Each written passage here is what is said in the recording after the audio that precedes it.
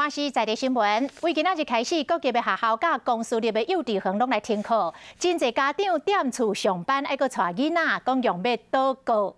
这个公司三台这个频道，互教育部来征收，为今仔日开始到28号，逐天下晡的点半到4点半，会来播送一寡有教育意义、适合着高中甲国小的学生来收看的节目。 囡仔毋免去幼稚园上课，伫厝内食早顿真无欢喜。毋过，搁较艰苦的是妈妈，因为妈妈咧陪囡仔的时阵，搁要准备等一个要开的视讯会议，有够无用。妈妈在工作，妈妈在工作。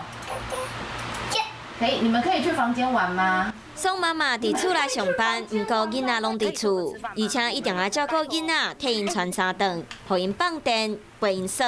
而且搁要安排教育课程。全台湾真侪父母拢像送妈妈共款，至少安尼做员工、妈妈、老师，一直到28号。我真的是非常的崩溃，因为我昨天这样一整天开会下来，然后再加上边顾小孩，还要边煮饭，还要边喂饭。 这一整天下来，我大概体力是平常消耗的2倍。